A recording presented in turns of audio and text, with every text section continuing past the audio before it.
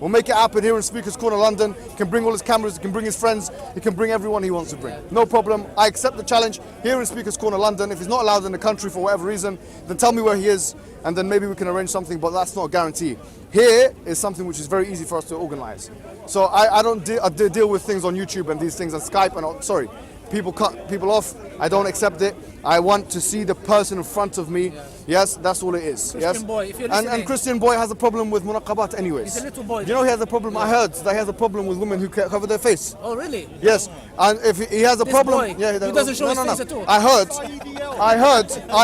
that he has a problem with munaqabat, women who cover their face. But he's covering his whole body, and he's covering his identity. I've never seen him. He doesn't even show the eyes. Yes, but even a munaqaba, she's her physical appearances in front of you. You know that she exists.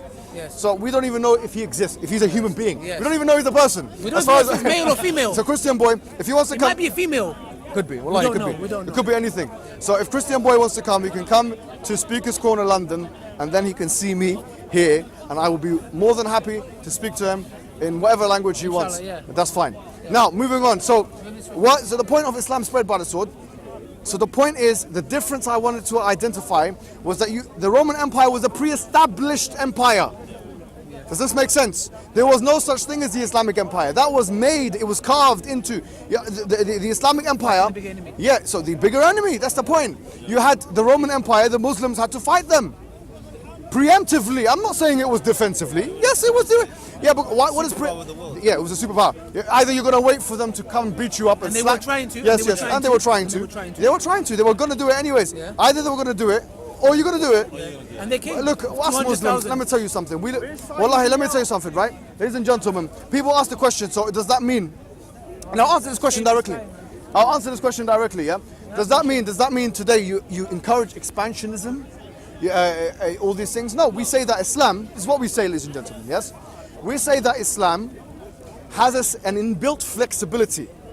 And this inbuilt flexibility comes from the legal maxims that we know from something called usul al-fiqh, which means that the principles of jurisprudence. But we also know, ladies and gentlemen, that there were times when the Prophet Muhammad ﷺ would make peace treaties with other nations. So in other words, it's completely discretionary, whatever is best for the nation.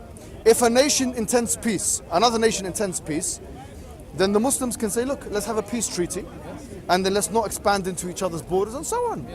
But if they don't intend peace because they have only a record of invasion, it makes no sense. The Quran actually, the Quran tells us you're not allowed to make peace treaties with those individuals who break their peace treaties. Yes. But then if you do make a peace treaty, you have to honor it. Ya ayyuha alladhina amanu awfu bil uqud. Chapter 5 verse 1. Oh, you who believe, fulfill your covenants. Now that could be a war covenant or otherwise. So we're not advocating that. But we don't even have such a government of unified complexion. We don't have it. So this is a hypothetical question anyways. But the point I'm making is simple, is that, and this is not just the Islamic personality, it should be the Muslim's personality as well. Yeah. We are reactionary. In the sense that if we're living in a totalizing world, then if you're living in a world where everyone's fighting, if you're not a fighter, you'll be beaten. And if you're living in a world where people want to shake your hand, if you fight them, that might be the wrong thing to do. So we respond accordingly. And that's the right thing for the Muslim to do. And it's all about when and where. That's our motto. We don't believe that, okay, it's now we have to do this and that. No, we say it depends on context. Yes. Simple as that. Yes. Sometimes if you make peace treaties, you make peace treaties. If it makes sense to preemptively strike and do the jizya. What's jizya? Oh, the jizya. We used to get the people to pay jizya. You love the jizya. Why? Because it was less than the zakat. You know, the jizya is less than Muslims why? They say, why is it called jizya? It's a discriminatory tax. Of course it's discriminatory, but to the Muslims, because they have to pay more. Yeah, exactly. Did you know this? The Muslims pay more in zakat than a lot of the Christians and Jews. Yes. And seriously. And the women. Now, why? Yes. Yes, Muslim women have to, but the non-Muslim women don't have to. Discussion on that. But there is a discussion on that. But the point I'm making to you, I'll make it. What's jizya? Why is it a different name? Because it has different functionality, ladies and gentlemen. The zakat has a spiritual functionality. What's jizya for us? We believe that if the it's our belief, Christians and Jews, they cannot be purified if they believe in the Trinity or polytheism. So it cannot fulfill the same spiritual functionality. That's the main difference. So don't make the jizya out to be something extraordinary. Like a monster. It's completely uncontroversial, in my opinion. And look at the people that live Right? at the time. It's completely uncontroversial. It's just a tax that people have to pay. Yeah. Are you telling me that you don't want taxes? I mean, they say any government without taxation, taxation without representation. Yeah, Oh, but well, there's no taxation at all. Also, the non-Muslims, like when Umar ibn Khattab radiallahu anhu came Yes. across a Jewish man, old man, yeah, and he looked at me. It's part of bro, pension. Yes, he said to him, you should be getting paid. Yeah, they get pension. Exactly. They get military service pension or whatever. Yeah. Look, so they have the wrong idea of Islam. This is the reality of the situation.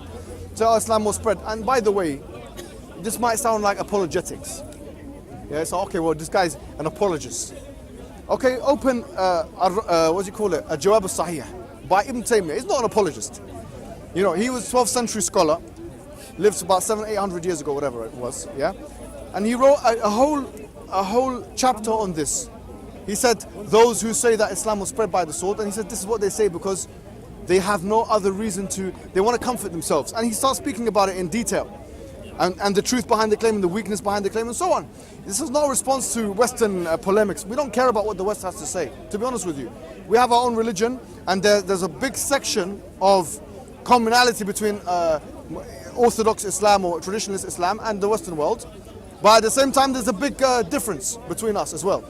Yeah, and that's how it is. So we're not doing this as apologetics. We don't care. I'm not trying to because what is apologetics? Justifying a controversial idea.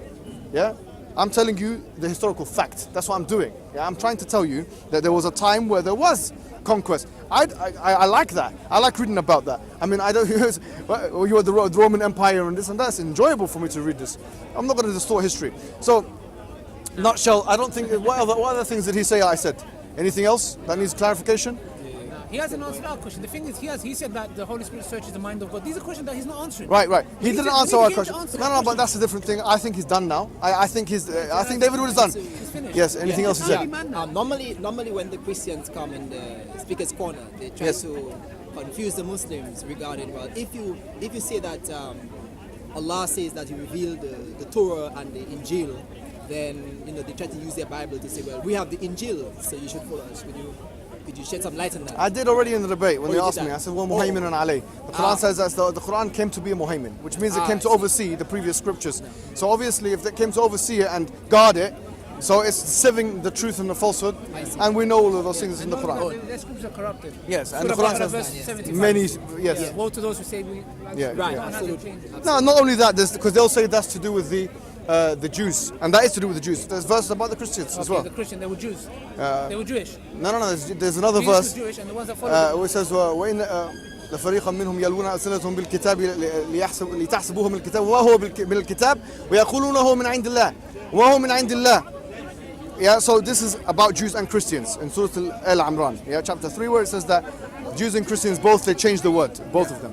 So in summary, guys, I think it's done. I think, ladies and gentlemen, by the way, Pew Research is telling us Christianity is moving to Africa.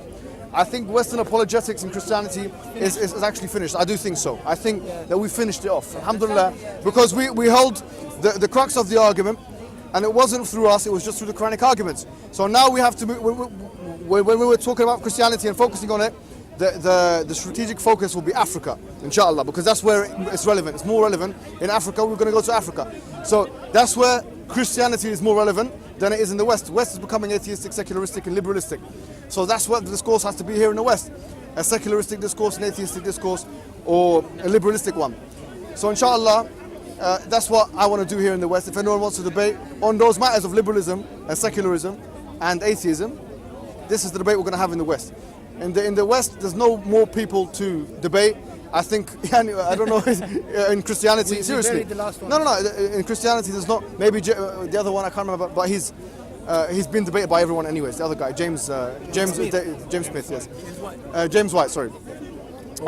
So, having said that, guys, we're moving on to atheism, we're moving on to liberalism, and we're moving on to secularism. If we go to Africa, we'll talk about Christianity, inshallah. And if anyone wants to put themselves forward for that, we're happy to debate them. Just send your inquiries over. Send your location.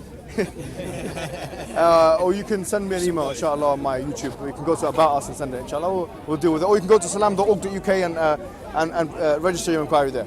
Assalamu alaikum wa rahmatullahi wa barakatuh.